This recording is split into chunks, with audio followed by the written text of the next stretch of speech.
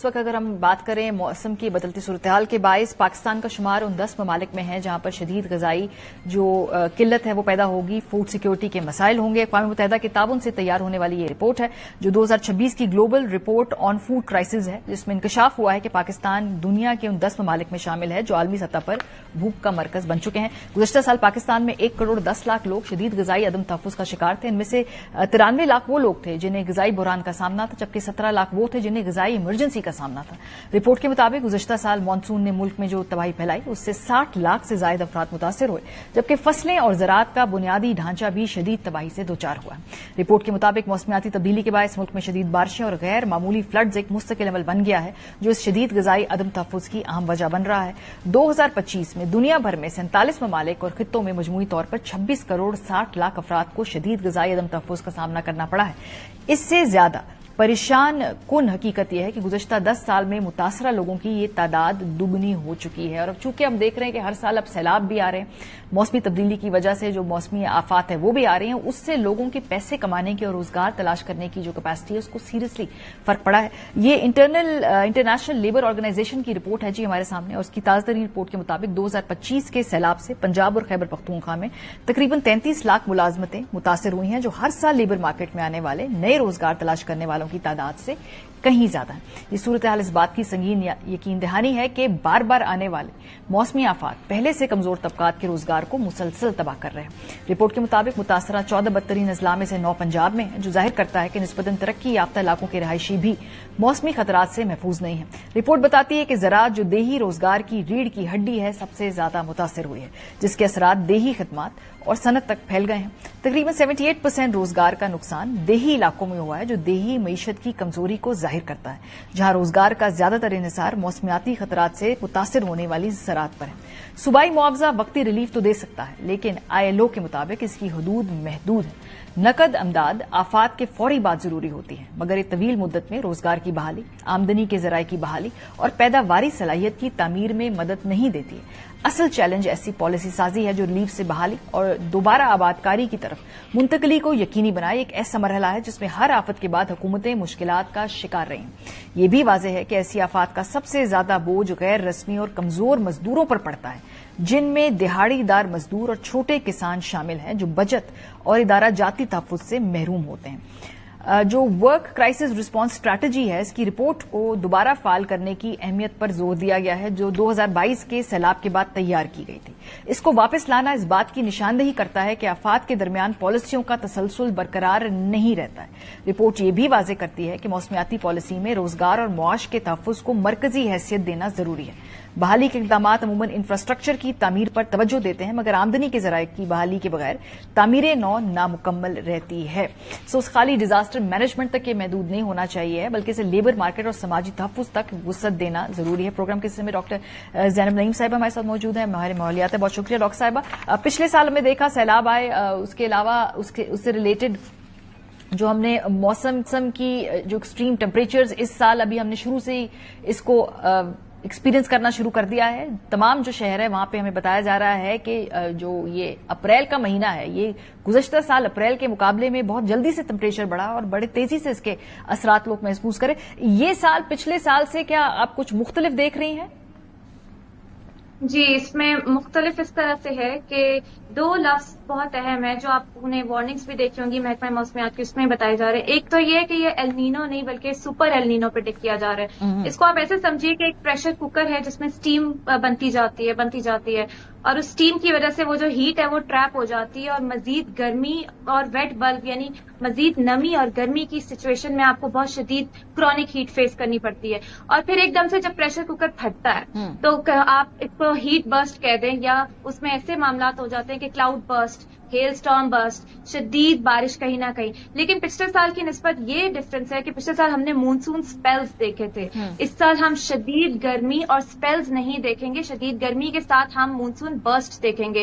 अचानक बारिश हो जाना, लोकलाइज इलाके पे फ्लैश फ्लडिंग का खतरा ये हो सकता है, लेकिन प्रोलॉन्ग ड्राई पीरियड के साथ साथ एक ये सिचुएशन जो है हम प्रेडिक्ट कर सकते हैं। और सुपर एलनीनो जो है ये तो अभी वर्ल्ड मेट्रोलॉजिकल ऑर्गेनाइजेशन की रिपोर्ट जिसका आपने तस्करा किया है, ये मई से जो शुरू हो रहा है, लेकिन एक और रिपोर्ट है कि समंदर के गर्म होने की वजह से जुलाई के बाद भी एक एल नीनो पीक कर सकता है, जो कि सितंबर तक जा सकता है। तो ये भी प्रेडिक्शन मौजूद है, और इसकी वजह से सबसे ज्यादा हिट करेगा ज़राअत का सेक्टर। हाँ, ये मैं ये पूछने वाली थी कि क्योंकि ये तो अगर आपका ये सब्जेक्ट आपने से पढ़ा है, जाहिर सी बात है इसी तरह की स्टडीज को लेकर अथॉरिटीज पहले उस पर गौर करती हैं, फिर पॉलिसी बनाती हैं, फिर प्रिवेंशन और उस हवाले से जो भी ताकि अगले साल वो पैटर्न्स रिपीट ना हो, एक पॉलिसीज होती है, लॉन्ग टर्म पॉलिसी होती है, शॉर्ट टर्म पॉलिसी होती है, ये सारे मराहिल हैं।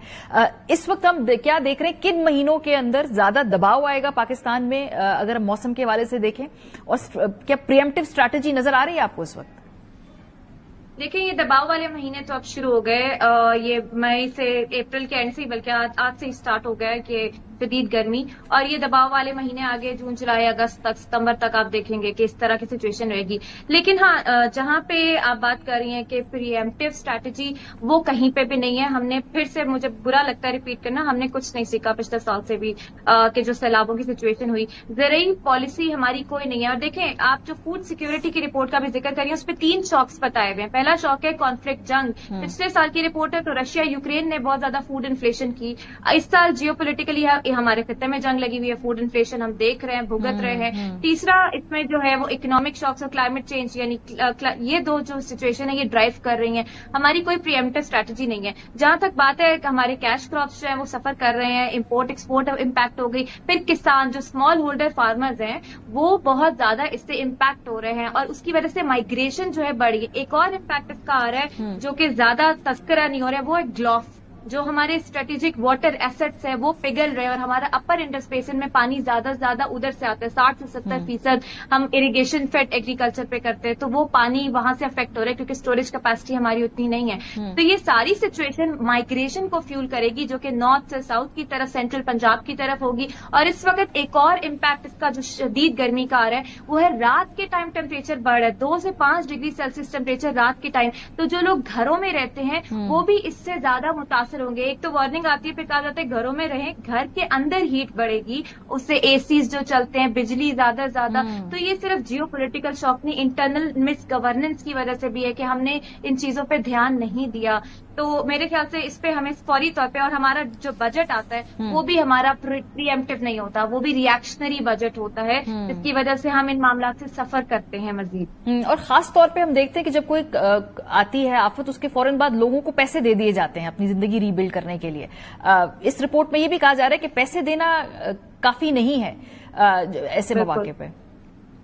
जी देखें, पैसे देना अभी हमने 2023 में शुरू की थी ये क्लाइमेट बजट टैगिंग। तो उसमें ये बताया गया, IMF की RSF के बाद बताया गया कि जो आप इसको टैग करें, देखें क्लाइमेट में हर प्रोजेक्ट में क्लाइमेट में बजट जो है वो सर्व किया जाए, टैग किया जाए। फेडरल पे वो 6.9% अभी तक हम कर पाए हैं, लेकिन पंजाब में सिर्फ 3% और बाकी सूबों में है ही नहीं। तो हमें पता ही नहीं है कि क्लाइमेट पे स्पेंडिंग कहाँ जा रही है। इवन खैबर पख्तूनख्वा में हमने बढ़ाया बजट, लेकिन 60 से 70% बजट वो सारा किस पे लगता है जब कोई डिजास्टर आ जाता है। अर्ली वार्निंग्स पे, प्रिकॉशनरी उस पे, कोई डिजास्टर प्रिपेयर्डनेस पे बजट स्लैश किया जाता है, लगाया नहीं जाता, जिसकी वजह से हम एडेप्टेशन साइड पे कोई फोकस नहीं कर पा रहे। टारगेटेड सब्सिडी या टैक्स हमारा सारा एनर्जी साइड पे फोकस रहता है फेडरल लेवल पे, और सूबों में जहां पे इम्पैक्ट नजर आना चाहिए वो नजर नहीं आता क्योंकि वहां ट्रैकिंग ही नहीं है, अकाउंटेबिलिटी नहीं है, हमें पता ही नहीं वो प्रोजेक्ट्स में बजट किधर जा रहा है। तो ये हमें जरा देखना पड़ेगा कि हम किस तरफ गलती कर रहे हैं। ग्लोबली तो क्राइसिस है, लेकिन इंटरनली हम क्राइसिस को फ्यूल कर रहे हैं इस तरह की मिस गवर्नेंस से। बहुत शुक्रिया डॉक्टर ज़ैनब नईम, जो ने बहुत प्रोग्राम का आज ही सेगमेंट करने का